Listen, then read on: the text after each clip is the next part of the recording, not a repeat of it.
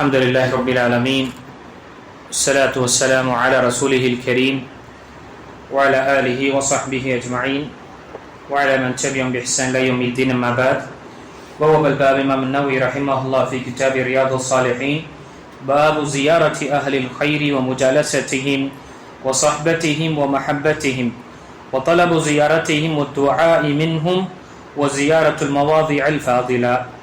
قال الله تعالى: وإذ قال موسى لفتاه لا أبرح حتى أبلغ مجمع البحرين أو أمضي حقبا إلى قوله تعالى: قال له موسى هل أتبعك على أن تعلمني مما علمت رشدا. وقال تعالى: واصبر نفسك مع الذين يدعون ربهم بالغداة والعشي يريدون وجهه. இனித்துக்குரிய அல்லாஹ்வின் அடியார்களே, இன்று நாம் பார்க்கக்கூடிய புதிய தலைப்பு 45வது பாடம். நல்லோர்களை சந்தித்தல், அவருடன் இருந்தல், அவர்களுடன் பழகுதல், அவர்களை பிரியப்படுதல், அவர்களை சந்திக்க விரும்புதல், அவரிடம் பிரார்த்தனை செய்ய கூறுதல், சிறப்பு மிகும் இடங்களுக்கு பயணம் மேற்கொள்ளுதல். இந்த தலைப்பில் இமாம் அன்-நவவி ரஹிமஹுல்லாஹ் அவர்கள் 2 வசனங்களை முதலில் பதிவு செய்திருக்கின்றார்கள். முதல் வசனம் மூசா அலைஹிஸ்ஸலாமை பற்றி. மூசா அலைஹிஸ்ஸலாம் கிதர் அலைஹிஸ்ஸலாமை சந்திப்பதற்காக பயணம் மேற்கொண்ட அந்த வசனம் சூரத்துல் கஹஃபுடைய 60 66 வசனம். அல்லாஹ் கூறுகிறான், மூசா நபி அவர்கள் தன் பயணியாளர்களிடம், 2 கடல்களும் சந்திக்கும் இடத்தை நான் அடையும் வரையிலும் தொடர்ந்து நடப்பேன், அல்லது வருட கணக்கில் நான் போய்கொண்டிருப்பேன் என்று அவர்கள் கூறினார்கள். அடுத்த வசனம் சூரத்துல் கஹஃபுடைய 28வது வசனத்தில் அல்லாஹ் தஆலா தன்னுடைய நபிக்கு கட்டளையிடுகின்றார், நபியே, தங்கள் இறைவனிடம் காலையிலும் மாலையிலும் அவனது பொருத்தத்தை நாடியவர்களாக பிரார்த்தனை செய்து கொண்டிருப்பவர்களிடம் நீரும் பொறுமையாக இருப்பீராக. இந்த வசனம் முதல் விஷயம், இங்கு மூசா அலைஹிஸ்ஸலாம் அவர்களுக்கு கட்டிடப்பட்டது. அல்லாஹு தஆலாவுடைய ஒரு அடியான் இந்த இடத்தில் இருக்கின்றார், நீங்கள் சென்று சந்தியுங்கள், அவரிடம் கல்வியை தேடுங்கள் என்று. அந்த விளக்க உரையில் தஃப்சீரில் பார்க்கும் பொழுது கிதர் அலைஹிஸ்ஸலாமை சந்திப்பதற்காக மூசா அலைஹிஸ்ஸலாமுக்கு கட்டளையிடப்பட்டார்கள். மூசா அலைஹிஸ்ஸலாம் இந்த உலகத்தில் கல்வியாளர்கள் யார் அதிகம் கல்வி பெற்றவர் என்று சொல்லும் பொழுது மூசா அலைஹிஸ்ஸலாமுக்கு நீங்க இன்னாரிடம், என்னுடைய அடியானிடம் செல்லுங்கள், சென்று அவரிடம் கற்றுக்கொள்ளுங்கள் என்று அல்லாஹ் தஆலா கட்டளையிட்டான். இந்த விஷயத்தில் மூசா அலைஹிஸ்ஸலாம் கல்வியாளர்களை சென்று சந்திக்கக்கூடிய அந்த நிலையும், அதே போல நல்லோர்களுடன் இருக்கக்கூடிய விஷயத்தில் இன்று நாம் முழுக்க நம்முடைய ஜுமா உரை இந்த தலைப்பின் கீழ் தான் நாம் பார்த்தோம். அல்லாஹ் தஆலா தன்னுடைய நபிக்கே கட்டளையிடுவது என்ன? வஸ்பிர் நஃப்ஸக மஅல்லதீன யதுஊன ரப்பஹும் பில்கதாத்தி வல்அஷி யுரீதுன வஜ்ஹஹு. நீங்கள் நபியே, நீங்கள் அல்லாஹ்வை, அவருடைய இரட்சகனை காலையிலும் மாலையிலும் திக்ரு செய்யக்கூடியவர்கள், நினைவுபடுத்தக்கூடியவர்களுடன் நீங்களும் இருங்கள் என்று அல்லாஹ் தஆலா தன்னுடைய நபிக்கு கட்டளையிடுகின்றான். இப்ப நல்லோர்களுடன் இருப்பதும், அவருடைய அவையில் அவருடைய உறவை வைத்துக் கொள்வது என்பது இது சிறப்பு மிக்கதாக இருக்கின்றது.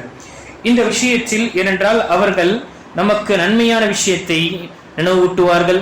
நாம் தவறு செய்தோம் என்றால் அதை நாம சுட்டி காண்பிப்பார்கள். மக்களுக்கு மத்தியில் அதை பகிரப்படுத்தாமல் நம்முடைய குறையை அவர்கள் நமக்கு அழகான முறையில் எவ்வளவு இருக்கின்றோ அதை போலதான் இருக்கும். ஒரு உண்மையான ஒரு நண்பன் அல்லது நல்ல நண்பன் அல்லது நல்ல தொடர்பு எப்படி என்றால் ஒரு கண்ணாடியை போல என்ன குறை இருக்கோ அதுதான் நமக்கு காட்டும். அதே போல நம்மிடம் இருக்கக்கூடிய சிறப்பு அல்லது கொடுக்கப்பட்ட செல்வமோ அல்லது பொருளாதாரத்தை கொண்டு அவர்கள் பொறாமையோ அல்லது அதை அவர்கள் ஒரு தவறான ஒரு எண்ணத்தை அவர்கள் பார்க்க மாட்டார்கள். மாறாக சந்தோஷப்படுவார்கள், என்னுடைய ஒரு தோழனுக்கு இந்த விஷயம் அல்லாஹ் கொடுத்திருக்கின்றான் என்று. இப்போ நிறைய விஷயங்கள் இந்த ஜும்மாவுடைய உரையில் நாம முழுக்க பார்த்தோம். மார்க்க ரீதியான பலன்களும் இருக்கின்றது ஒரு நல்ல தோழனை வைப்பதனால், அதே போல உலகத்துடைய பலன்களும் நமக்கு கிடைக்கின்றது என்ற விஷயங்களை நாம் பார்த்தோம். இந்த வசனத்திற்கு பிறகு ஒரு சுவாரஸ்யமான சம்பவம், உண்மையானவே ஒரு மனசை உறுத்தக்கூடிய ஒரு சம்பவம். சஹீஹ் முஸ்லிமில் வரக்கூடிய ஹதீஸ். உமர் இப்னு கத்தாப் ரலியல்லாஹு அன்ஹு மற்றும் அபூபக்கர் ரலியல்லாஹு அவர்கள் உம்மு ஐமன் ரலியல்லாஹு அன்ஹா அவர்களை சந்திக்க செல்கின்றார்கள். உம்மு ஐமன் ரலியல்லாஹு அன்ஹா நபி ஸல்லல்லாஹு அலைஹி வஸல்லமுடைய பராமரிப்பில் வளர்ந்தார்கள். ஒரு அடிமை பெண்ணாக இருந்தாங்க. பிறகு விடுதலை செய்யப்பட்டு ஸைத் இப்னு ஹாரிஸா திருமணம் முடித்தார். அவருடைய மகன் தான் உசாமா பின் ஸைத். யாரை 18 வயதில் நபி ஸல்லல்லாஹு அலைஹி வஸல்லம் ரோமபுரி நாட்டுக்கு எதிராக போரிடுவதற்காக நபி ஸல்லல்லாஹு அலைஹி வஸல்லம் அவர்களை கமாண்டர் சீஃபாக அனுப்பினார்களோ அப்போ உம்மு ஐமன் ரலியல்லாஹு அன்ஹா அவர்களை சந்திக்க இருவரும் சென்றார்கள். சென்றவுடனே உம்மு ஐமன் ரலியல்லாஹு அன்ஹா அவர்கள் அழுதார்கள். இது எப்பொழுது நபி ஸல்லல்லாஹு அலைஹி வஸல்லம் வஃபாத்திற்கு பிறகு, நபி ஸல்லல்லாஹு அலைஹி வஸல்லம் மரணத்திற்கு பிறகு இருவர்களும் நபி ஸல்லல்லாஹு அலைஹி வஸல்லம் உம்மு ஐமனை சென்று சந்திப்பார்கள். நாம் செல்லலாம் என்று செய்தார்கள். இருவரும் சென்று அவர்களை சந்திக்கலாம், அவருடைய நலத்தை விசாரிக்கலாம் என்று செல்லும் பொழுது உம்மு ஐமன் ரலியல்லாஹு அன்ஹா அவர்கள் அழுக ஆரம்பித்தார்கள். அழுக ஆரம்பிக்கும் பொழுது அபூபக்கர் ரலியல்லாஹு அன்ஹு மற்றும் உமர் ரலியல்லாஹு அன்ஹு கேட்டார்கள், என்ன உம்மு ஐமனே, அல்லாஹ்வுடைய தூதர் ஸல்லல்லாஹு அலைஹி வஸல்லமுக்கு அல்லாஹ்விடம் இருக்கக்கூடிய விஷயம் சொர்க்கம், அந்த சொர்க்கத்தில் இருக்கக்கூடிய மகத்தான ஒரு விஷயத்தை உங்களுக்கு தெரியாதா? எதை கொண்டு நீங்கள் அழுகின்றீர்கள்? அவர்கள் மிக சிறந்த இடத்தில் இருக்கின்றார்கள் அல்லவா என்று சொல்லும் பொழுது உம்மு ஐமன் ரலியல்லாஹு அன்ஹா அவர்கள் என்ன கூறினார்கள், நான் அதற்காக அழுகவில்லை, கண்டிப்பாக நான் ஈமான் கொள்கின்றேன், அல்லாஹ் தஆலாவிடம் அவருக்கு மகத்தான ஒரு இடத்தை அல்லாஹ் தஆலா வைத்திருக்கின்றான், அதில் எந்த ஒரு சந்தேகமும் இல்லை. ஆனால் நான் அழுவது எதற்காக? நபி ஸல்லல்லாஹு அலைஹி வஸல்லம் ஹயாத்தாக இருக்கும் வரை வஹி வந்து கொண்டிருந்தது. நம்முடைய தவறுகள் சுட்டி காண்பிக்கப்படும், நம்மை சீர்திருத்திக் கொள்ளக்கூடிய விஷயம் வஹி மூலமாக நமக்கு சொல்லப்படும். ஆனால் நபி ஸல்லல்லாஹு அலைஹி வஸல்லம் வஃபாத்திற்கு பிறகு இப்போ வஹி முடிந்து விட்டது, வஹியுடைய அந்த தொடர்பு துண்டித்து விட்டது.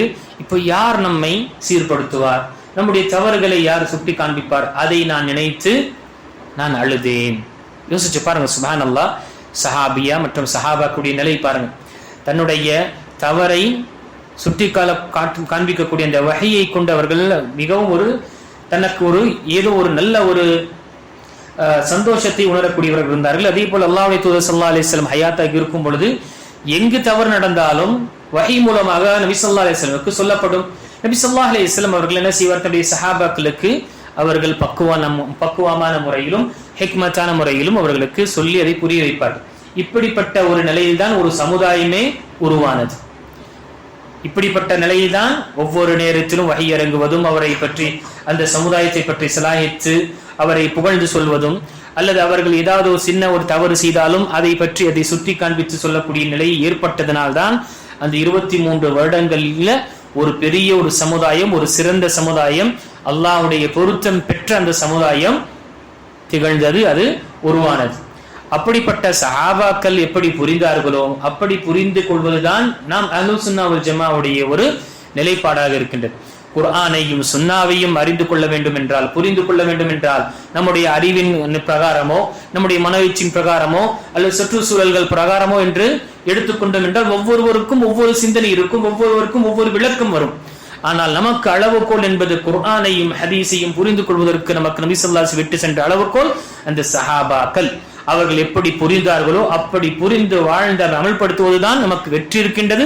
அப்படிப்பட்ட கூட்டத்தை பற்றி தான் வெற்றியாளர்கள் என்று நபி ஸல்லல்லாஹு அலைஹி வஸல்லம் கூறினார்கள். பாருங்க எவ்வளவு ஒரு கவலை. இங்கு முதல் விஷயம், இந்த ஹதீஸில் நாம் பெற்ற பாடம், அபூபக்கர் ரலியல்லாஹு அன்ஹு உமர் ரலியல்லாஹு அன்ஹுடைய ஈமானை பற்றி நமக்கு சொல்ல தேவையில்லை. சுப்ஹானல்லாஹ், அவருடைய அந்தஸ்தும் சிறப்புகளை பற்றி அல்லாஹ் அக்பர் நபி ஸல்லல்லாஹு அலைஹி வஸல்லமே ஸலாஹித் எத்தனையோ தடவை அவர்கள் சொர்க்கவாசியில் கூறினார்கள். நபிமார்களுக்கு பிறகு சிறந்தவர் என்று சொல்லும் பொழுது மனித குலத்திலே அது அபூபக்கர் தான், பிறகு உமர் என்று சொல்லப்பட்ட இப்படிப்பட்ட நிலையில் யாரை சந்திக்க செல்கின்றார்கள்? உம்மு ஐமன் ரலியல்லாஹு அன்ஹா அவர்களை சந்திக்க செல்கிறார்கள். அப்ப நல்லோர்களை சந்திக்க செல்வதும் அவருடைய தோழமை வைப்பது என்பது இது சஹாபாக்குடைய காலத்திலிருந்தே இது தொடர்ச்சியாக இருக்கின்றது. ஏன்? நமக்கு நல்ல அமல்களை செய்யக்கூடிய விஷயத்தில் நமக்கு ஊக்குவிக்கக்கூடியதாக இருக்கின்றது. இங்கு இவர்கள் அதற்கு பிறகு என்ன ஆனது?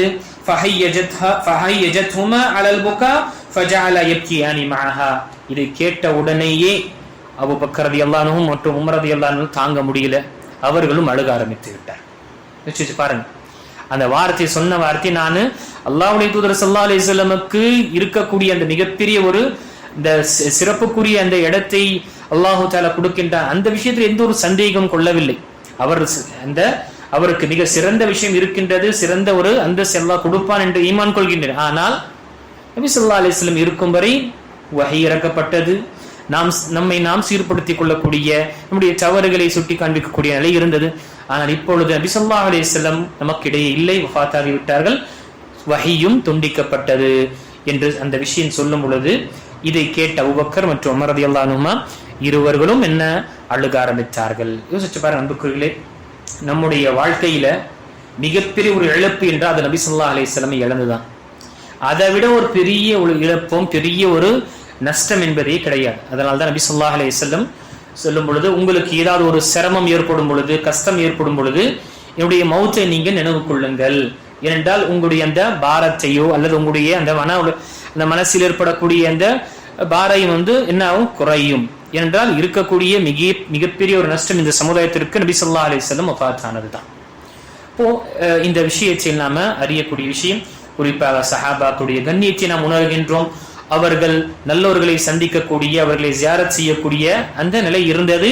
அதே போல யார் சிறப்பு மிக்கவர்களாக இருந்தார்களோ அவர்களுடைய சிறப்பு சுப்ஹானல்லாஹ் மற்றவர்களும் அதை அறியக்கூடியவர்களாக இருந்தார்கள். இப்போ நம்முடைய தொடர்பு நம்ம எப்பொழுதுமே நல்லோர்களுடைய நம்முடைய தோழமை இருந்தால் நமக்கு நன்மையான காரியத்தில் அதிகரிக்கக்கூடிய நிலை ஏற்படும். இன்ஷா அல்லாஹ் வரக்கூடிய அமர்வில் மீதமுள்ள மற்ற ஹதீஸுகளை நாம் பார்க்கலாம். அல்லாஹு தஆலா சொல்லக்கூடியவனுக்கும் கேட்கக்கூடிய அனைவர்களுக்கும் நல்ல தோழர்களை தேர்ந்தெடுக்கக்கூடியவர்களாகவும், நம்முடைய உறவு, நம்முடைய அனைத்து விஷயங்களும் நல்லோர்கள் மற்றும் சாலிஹீன்களாக இருக்கக்கூடியவர்களுடைய தொடர்பை ஏற்படுத்தி கொண்டு அதனுடைய தொடர்ச்சியாக நாம் பேணக்கூடியவர்களாக அல்லாஹ் நம்மை ஆக்கிடுவானாக. ஆமீன். வாஹிரு தஅவானா அல்ஹம்துலில்லாஹி ரப்பில் ஆலமீன்.